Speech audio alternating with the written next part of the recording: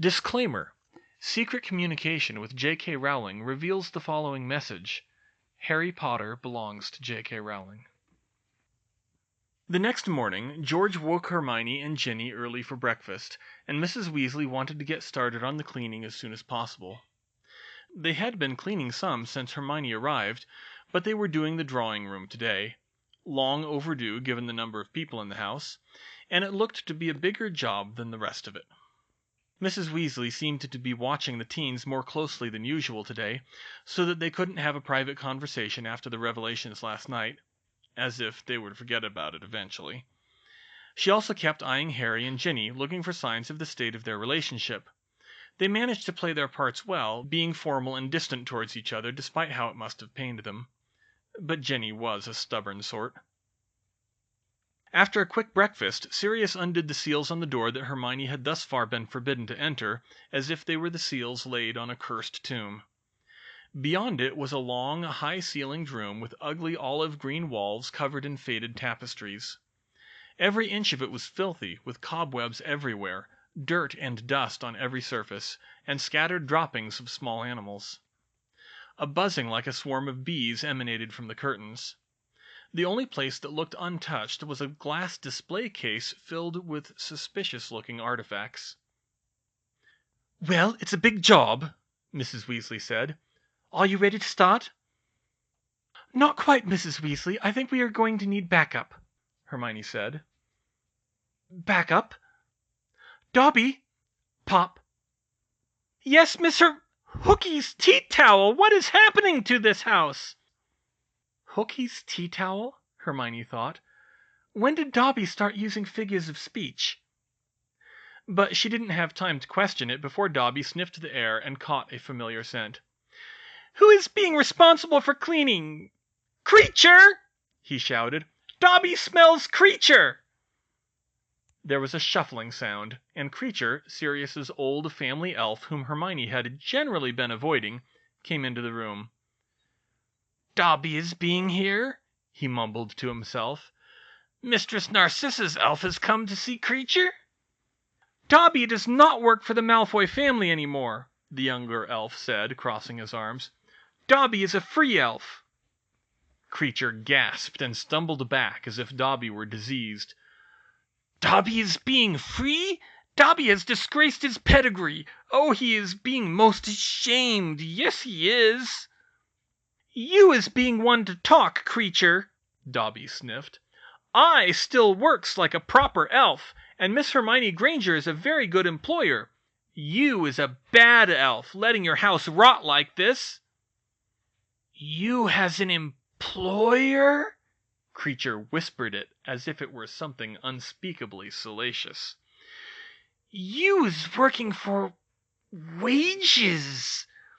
You is a very sick and perverted elf. You is a danger to elf society." "I is not a bad elf. The Hogwarts elves is comfortable with me. It is being a lifestyle choice. Is that right, Miss Hermione?" "Yes, Dobby, lifestyle choice." She'd had to introduce that phrase to the elves' vocabulary. "Yes, you is the sick elf, Kreacher," he said. "You is not even cleaning." "Dobby does not speak like a proper elf. No, he doesn't," Kreacher muttered, half to himself. "Dobby was always being the strange one in the pedigree, resenting his masters, ideas above his station. Kreacher's mistress would not have stood for it. She would have taken his head early as an example to the other elves." "That's barbaric!" Hermione exclaimed. "Please tell me all the families don't do that." "No, Miss Hermione, only the Blacks that Dobby knows of." "Kreacher's not listening to Dobby. Kreacher's a loyal elf. Kreacher obeys his mistress."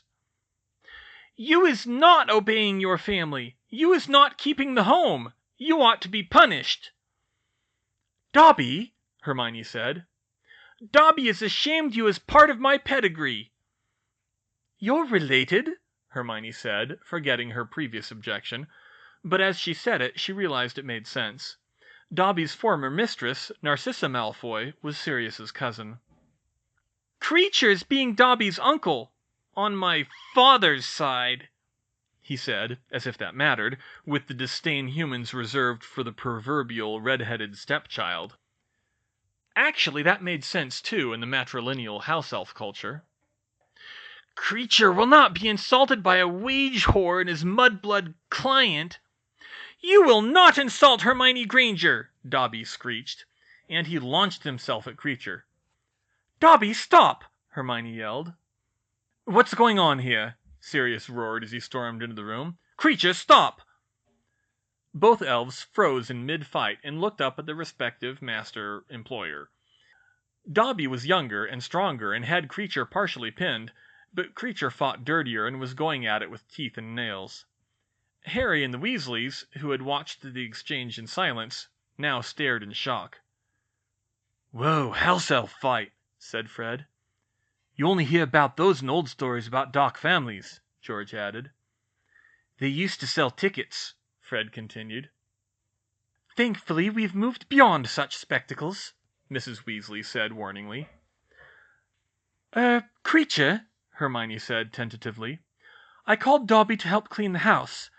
I don't know why, she looked around, why it's got into this state, but... But we don't need you, Sirius interrupted. Sirius? Hermione scolded. No, I mean it. Every time you show up pretending to clean, Kreacher, you try to sneak off with something. Kreacher would never move anything from its proper place in the House of Black, the elf muttered. Mistress would never forgive Kreacher if the tapestry was hurt. Ha! Your mistress is being dead many years if she is letting you be like this, Dobby cut in. Dobby, that's enough, Hermione whispered. And why shouldn't Kreacher be concerned about your property, Sirius? Dark magic, he growled. This place is riddled with it. Safer to just chuck most of this stuff. Master is a nasty, ungrateful swine, Kreacher mumbled. No respect for his heritage. Kreacher, go away, Sirius snapped.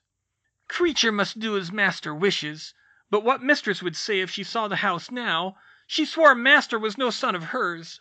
And they say he's a murderer, too. Keep muttering, and I will be a murderer.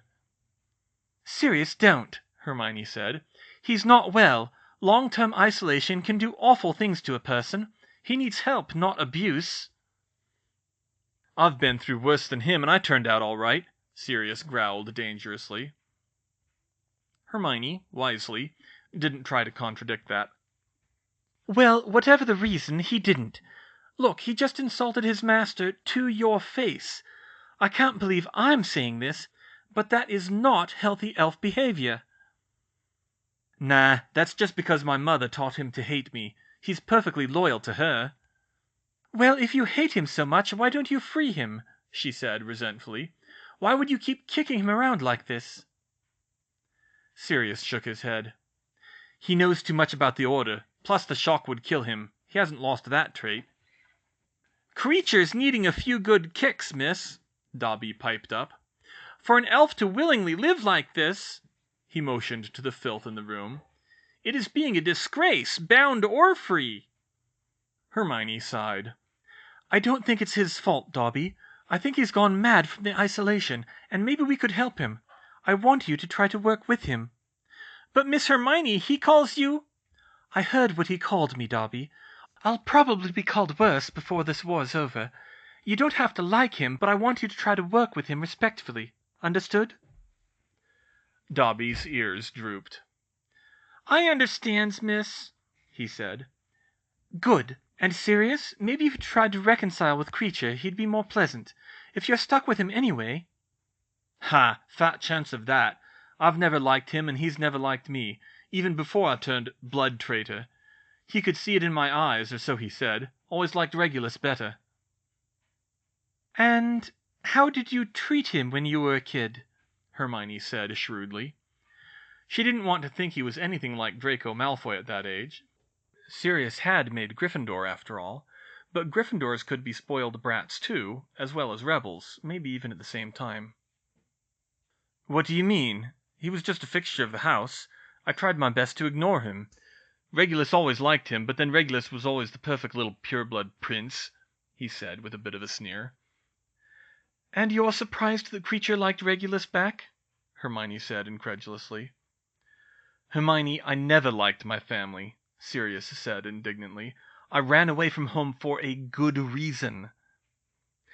Yes, Harry told me the story, but Kreacher didn't have a choice in the matter. Oh, Kreacher can take plenty of initiative, believe me. That's still no reason to abuse him. Sirius, a few months ago, you were praising how I treat house elves. I thought you were above this. But this is Kreacher, he said without hesitation. I've known him since I was a kid. Well, I haven't, she snapped. All I know is that you're treating an obviously mentally ill person like dirt, and abusing him and treating him just like all the other purebloods who think their elves are worthless slaves. Sirius gasped at the comparison. Dobby sensed his rising anger and stepped protectively in front of Hermione. Sirius had beaten him in a fight before, but he wasn't about to stand by. Sirius took a menacing step towards Hermione, and Dobby raised his hand, fingers poised to snap. The Weasleys started, and Harry grabbed Sirius's arm and pulled him back. Sirius, don't, he whispered, sensing the danger. His godfather's anger management problems had never fully gone away after Azkaban. She does kind of have a point. Kreacher's an arse, but even I can tell he's not right in the head. At that moment, Ginny strategically scoffed and spoke up. Oh, come on, Harry. You heard what he called Hermione. Not now, Ginny, he snapped back, sounding much more angry with her than with his godfather. But both of them winked when Mrs. Weasley wasn't looking. So what do you say, Sirius? Sirius paused and sighed loudly as he considered his godson's words. Sorry, Harry, that was out of line, he muttered. Attacking Harry's friend would do no good in any case. Sirius, Hermione, Mrs. Weasley spoke up before anything else could happen. I think you both need to cool off, separately. Sirius and Hermione looked at her, and then looked at each other. I'll be downstairs, Sirius said. Sorry about that, Hermione, he added, more for Harry's sake. I'll, think about what you said. He left the room before she could answer. I'll keep helping with the cleaning, Hermione said uneasily. She was not expecting to get in a fight with her best friend's godfather today. The mood was subdued as Mrs. Weasley handed out bottles of doxycide and set them to attacking the curtains. Soon the air was thick with tiny black biting fairies, and they were too preoccupied to talk much. So, I guess he's pretty messed up, but Kreacher's still an arse, right? Harry ventured after a few minutes. Unfortunately, Hermione admitted, thinking back to what the elf had said. That really had hurt a little. I've never even heard those insults before. Most elves just look at Dobby like he's gay or something. Well, like Muggles would, anyway. Muggles have a problem with that? Ron said in surprise. Depends on who you ask. I expect in another 20 years or so hardly anyone will bat an eye. Oh. There wasn't much opportunity to talk, as they were too busy trying to avoid doxy bites. Hermione saw Fred and George pocketing a couple of the doxies, no doubt for some nefarious purpose. Harry continued to make a show of rebuffing Ginny when she approached him. There was a crisis later that morning as they cleaned out a nest of dead Puffskeins from under the sofa, which made everyone in the room queasy. Only the twins had the nerve to actually carry them out and dispose of them. Hermione only saw a pile of dirty, custard-colored fluff, but the smell alone was enough for her. They were very surprised, though, when one of the twins spoke up and said, "Oi, hold up! This one's still alive!" A live one? Ginny said with interest. She rushed to see. Fred came back into the room, carrying a small, perfectly spherical ball of fluff that just fit in his hand, with two beady black eyes blinking out at them. "Aw, it's just a baby," Ginny cooed. Hermione knew from Fantastic Beasts and Where to Find Them that adult Puffskeins were about twice that size. "It must be horrible for it here." "I'm not so sure it's a baby," George said. "Oh, why not?" asked Fred. "Look at the eyes. Too small to be a baby. I think it's a midget." "Huh, I think you're right, brother," Fred said. "Maybe that's how it stayed alive. Didn't need as much food." He started stroking the creature, and it started purring with a very distinctive and familiar trilling sound. Hermione paled, and her eyes widened. Oh my God, it's a Tribble! A what? It's a creature from Muggle stories, but they look and sound just like that. Please tell me those things don't breed every 12 hours. What? That's nuts. Although Puffskins aren't that hard to breed, George suggested. I think maybe we'll keep this one, Fred said cagily, obviously not revealing their plan in front of their mother. Are you balmy? Ron demanded. After what you did to mine? That was an accident, Fred snapped. What did he do to your Puffskein? Hermione asked. Whacked it with a beater's bat, Ron said. Fred!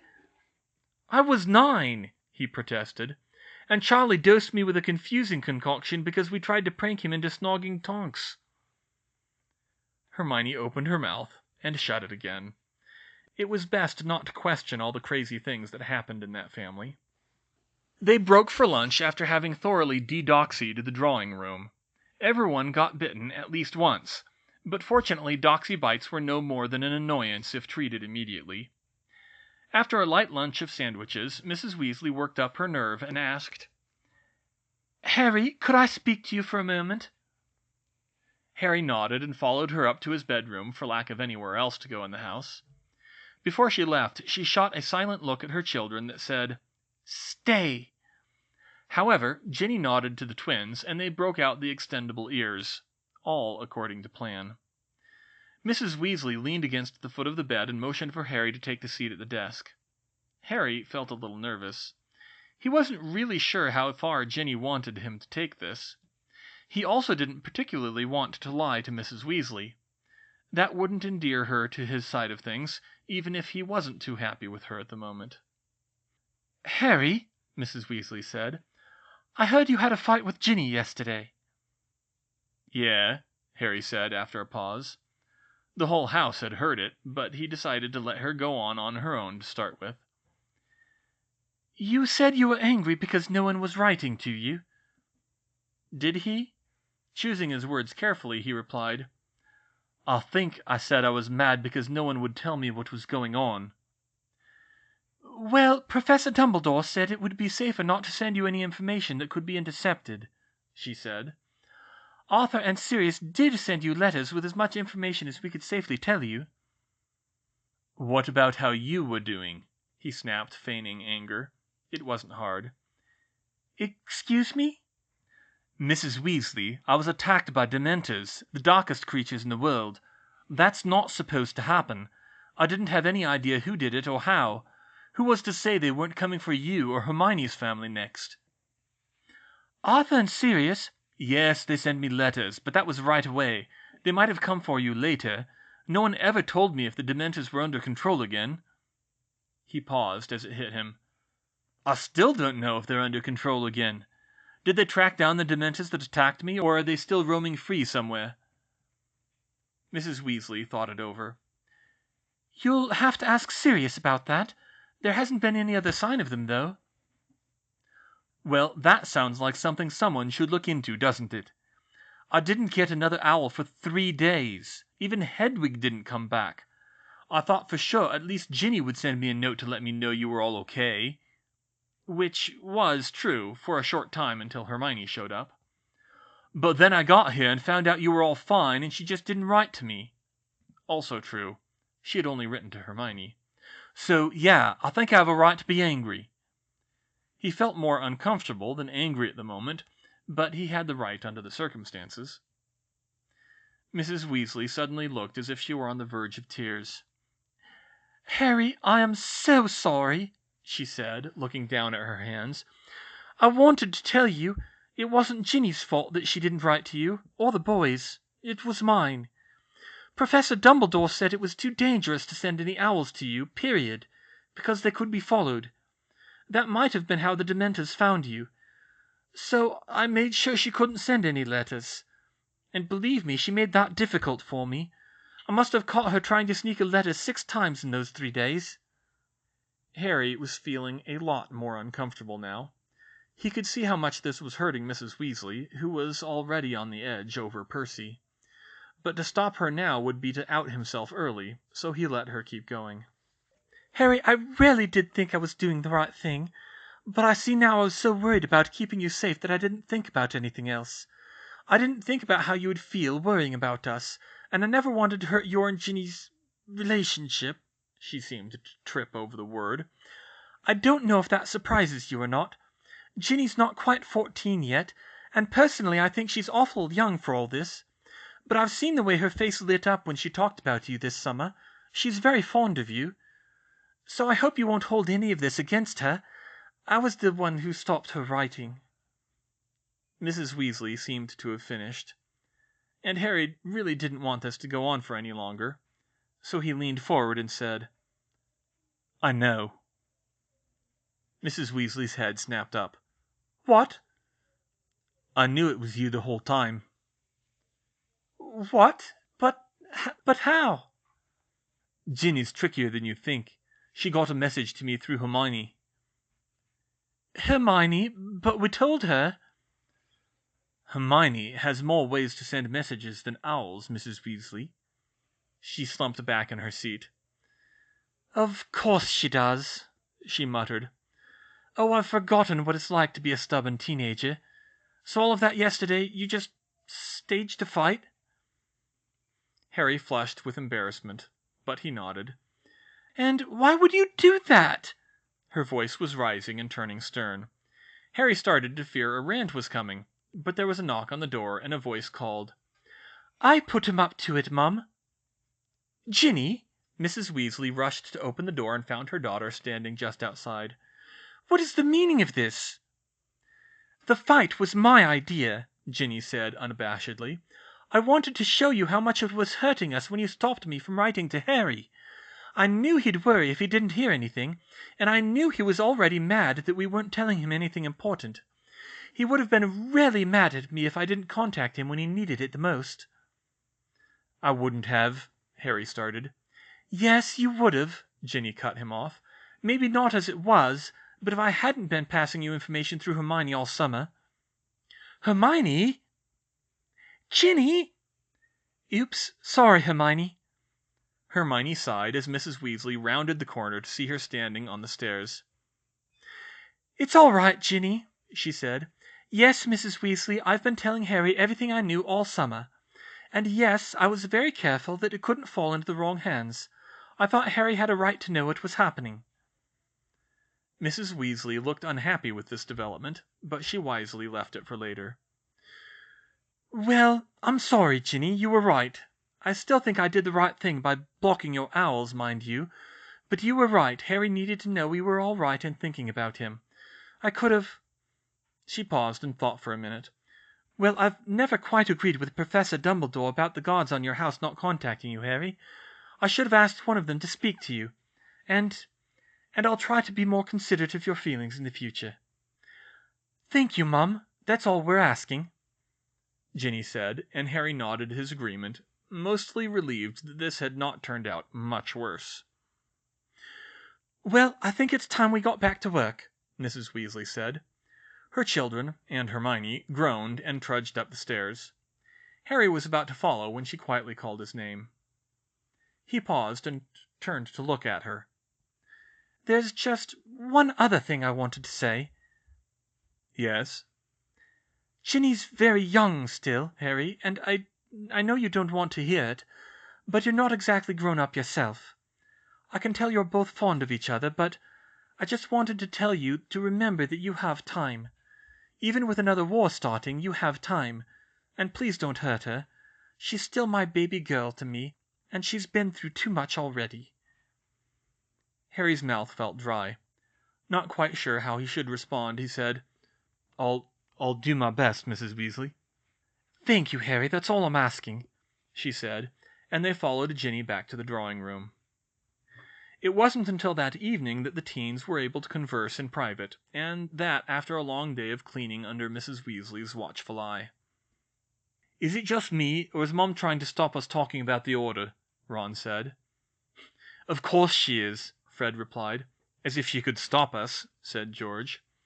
"She certainly couldn't stop us at school. Although things would become unpleasant for everyone, if we had to wait that long." "It's not like we even learnt that much," Ginny observed. We only learnt one new important thing.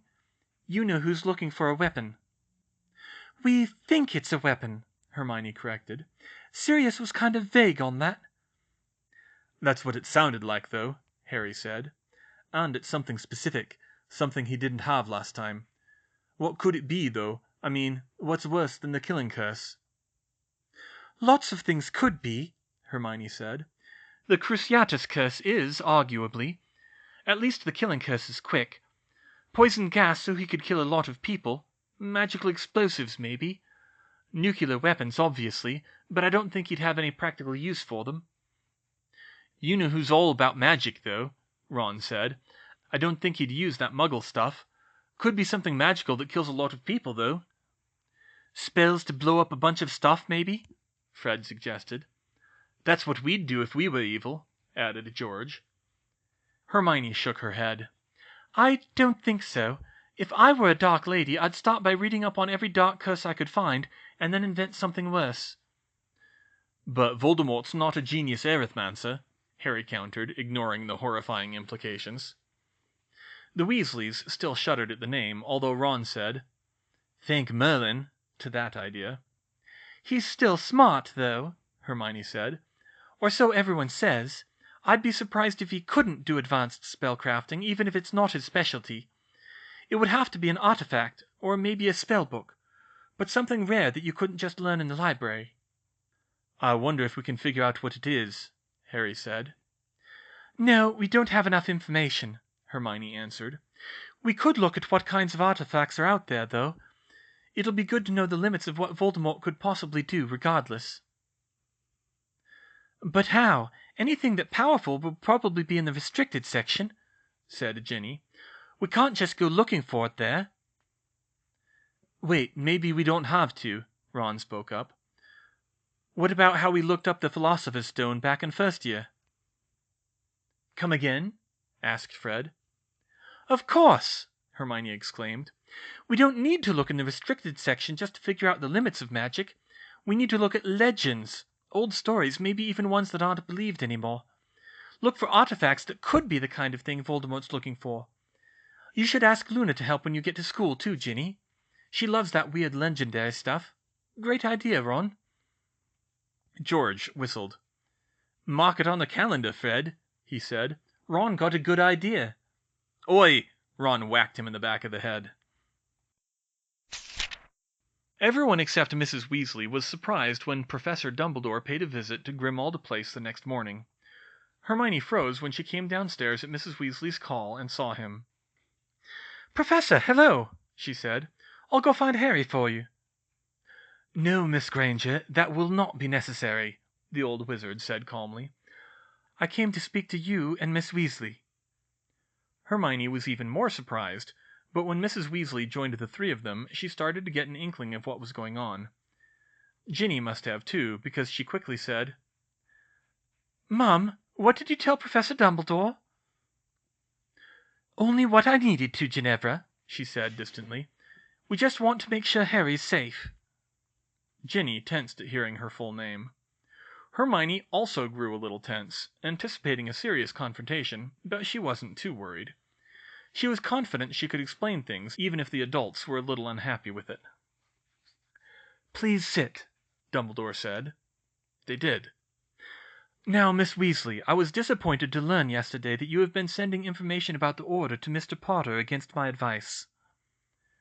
Hermione could see a silent scoff on Ginny's face. Dumbledore had a gift for spin. He was a politician, after all. He'd practically ordered them not to tell Harry anything, and if he hadn't, Mrs. Weasley certainly had. "Technically, I only sent it to Hermione," Ginny said.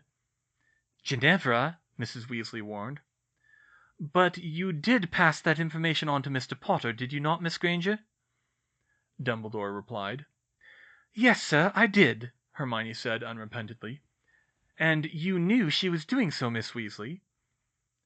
"Yes," Ginny muttered, looking a little ashamed at that. "What's going on here?" Sirius had entered the room. He shot Dumbledore a very pointed expression. Mrs. Weasley hid a faint scowl.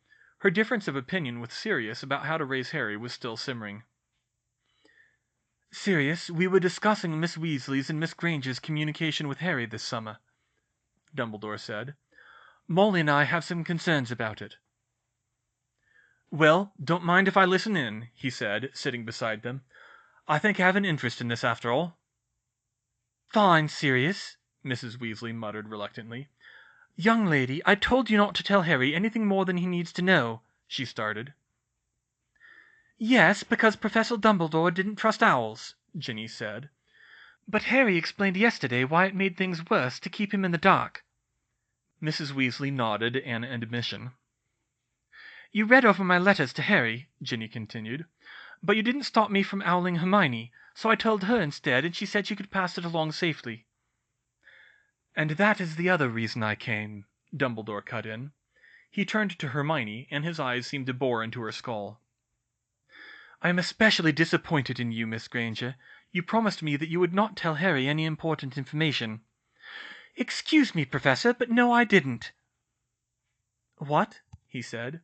What? Mrs. Weasley, Ginny, and Sirius repeated. Surely you remember, Dumbledore started. Yes, I do remember, Professor, Hermione said evenly, but that was not what I promised. My exact words were, I promise I will not risk sending Harry any sensitive information that could be intercepted. I sent Harry information in a way that could not be intercepted by magical or muggle means. Dumbledore's eyebrows rose. He clearly hadn't considered that possibility, which was strange.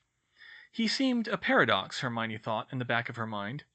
He could be a textbook politician when he wanted to be, but he seemed very trusting of other people not to be.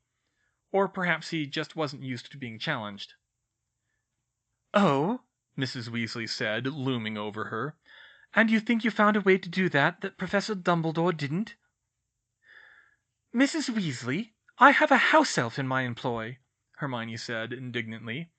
If you tell me that Dobby could have been intercepted popping directly from my house to Harry's house with a letter, then I will apologize. Sirius started laughing, and Dumbledore's mouth hung open. Of course, the old wizard mused. It is often the simplest solutions that are the most effective, and the most easily overlooked.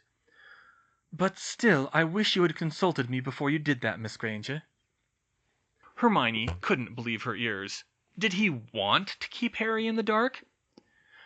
Professor, she said, I promised I would not risk having any sensitive information intercepted, which you accepted, and I kept that promise.